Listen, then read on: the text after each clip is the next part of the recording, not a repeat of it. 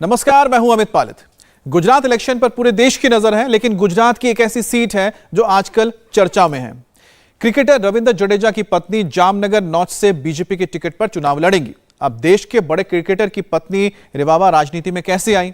दिल्ली में प्रधानमंत्री से मुलाकात के दौरान आखिर कौन सा मैसेज मिला था? जामनगर में क्या रिवाबा बीजेपी के लिए ट्रम्प कार्ड साबित होंगी? इन तमाम मुद्दों पर रिवाबा से बात की हमारे इंडिया टीवी के संवाददाता मनीष भट्टाचार्य ने। गुजरात चुनाव में जामनगर उत्तर सीट पर इस बार सबकी नज़र रहेगी। उसकी सबसे बड़ी वजह यह भी है कि रविंद्र जडेजा की वाइफ रिवाबा जडेजा को टिकट मिला है। रिवाबा जडेजा इस वक्त हमारे साथ मौजूद हैं, उनसे बात करते हैं। रिवाबा जी, पहले तो बहुत बहुत आपको बधाई कि आपको चुनाव के लिए अब मैदान में प्रत्याशी बना दिया गया है। मैं जानना चाहता हूँ कि एक्टिव पॉलिटिक्स में एंट्री कैसे हुई, आपकी थोड़ी सी कहानी बताइए। First of all thank you so much. और मैं अपने साथ साथ जो लोगों का प्रत्याशी बनने का भी जो महिला और पुरुष भाई हैं, उनका जो जैसे चयन हुआ है उम्मीदवार के तौर पे, तो उन सभी को मैं हार्दिक शुभकामनाएं दे रही हूँ अपनी तरफ से। और ये एक्चुअली मेरे दिमाग में बहुत पहले से था। It's not about all politics. एक जो समाज सेवा, देश सेवा, जो मैं 9th स्टैंडर्ड में थी तब से आई हैड अ थॉट कि मुझे कुछ सिविलियंस के लिए करना है, देश के लिए करना है। Then I appeared for Indian air force और यूपीएससी के लिए आई वॉज एन एस्पिरेंट। तो ये जो एक था कि सोशली और देश के लिए, देशभक्ति के लिए एक कनेक्शन है, वो कहीं ना कहीं दिल में था। But fortunately I got married with Ravindra Jadeja.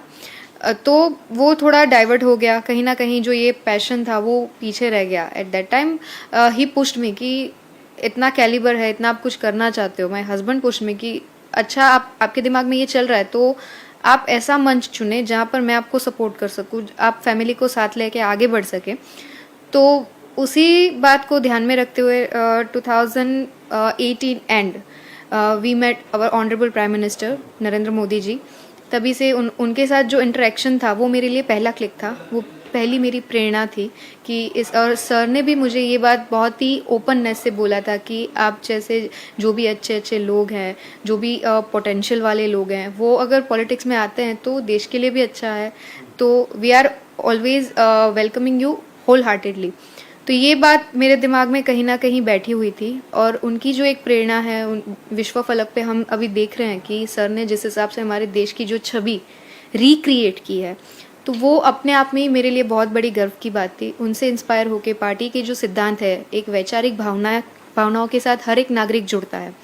तो ये भावनाओं के साथ मैं 2019 में भारतीय जनता पार्टी में मेरा ऑफिशियल जो प्रवेश हुआ, उसके बाद से ये यात्रा शुरू हुई। देन आफ्टर हमारे गुजरात में पर्टिकुलरली और भारतीय जनता पार्टी का एक मोटिव भी है कि आम से आम आदमी तक पहुंचना, लोगों से मिलना, जो भी जैसे गुजराती में बोलते हैं कि छेवाड़ा ना मानवी सुधी पहुंचू, ठीक है। जो मेरे गुजराती फैंस हैं, फॉलोअर्स हैं, मेरे फैंस हैं, जो भी नागरिक है वो समझ जाएंगे मैं कहना क्या चाहती हूँ।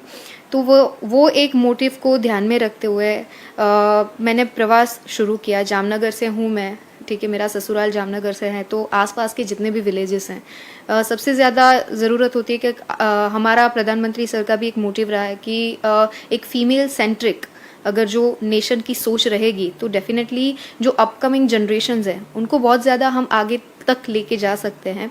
वैचारिक तौर पे, एजुकेशन पर्पस से अगर एक माँ शिक्षित हो, एक लेडी, एक स्त्री, एक महिला जो सशक्तिकरण के तौर पे खरी उतरती है, तो वो एक फ्यूचर जो जनरेशन है उनके लिए भी बहुत बड़ी बात है। उनको रोल मॉडल के तौर पे हम देख सकते हैं। तो स्त्री सशक्तिकरण, आत्मनिर्भरता और गर्ल चाइल्ड, जो हमारा बेटी बचाओ बेटी पढ़ाओ, जो सारे मोटिव्स हैं, जो स्पेशली फीमेल सेंट्रिक्स हैं, उन मुद्दों पर मैंने चर्चा की मेरी टीम के साथ। थोड़ा बहुत वैचारिक भावनाओं से देखा कि क्या कर सकते हैं बेटर। देन मातृशक्ति चैरिटेबल ट्रस्ट, जिनके मैं चेयरपर्सन हूँ, उसके माध्यम से भारतीय जनता पार्टी के कार्यकर्ता के तौर पे एक जो जर्नी मेरी शुरू हुई, गांव-गांव तक जाना, महिलाओं के साथ मुलाकात करना। बिकॉज कभी कभार क्या होता है कि सिटी एरिया में तो महिलाएं बाहर निकल के अगर उनके हक में कुछ उनको चाहिए, उनको कुछ डिमांड है, उनको कुछ ज़रूरत है, तो वो बाहर निकल के बोल सकती है। बट स्पेशली इन विलेजेस कभी कभार महिला इतनी व्यस्त हो जाती है गृहस्थी में कि उनको पता ही नहीं होता कि बाहर की दुनिया क्या है, सरकार हमारे हित के लिए क्या क्या कार्य करती है, केंद्र सरकार राज्य सरकार की कितनी सारी स्कीम्स है, योजनाएं हैं जो महिलाओं को विशेष रूप से लाभान्वित करती है। तो ये सारी जो बातें हैं वो महिलाओं तक पहुंचाना, स्पेशली गांव की महिलाओं तक पहुंचाना, उनको एम्पावर करना, उनको थोड़ा शिक्षित करना, थोड़ा, बिकॉज विमेन जो मैं अपनी तरफ से मानती हूँ कि महिला सशक्तिकरण की ज़रूरत नहीं है, वी आर ऑलरेडी एम्पावर्ड। जो एक शक्ति अंदर पड़ी हुई है उनको सिर्फ निखारना है, बाहर लाना है।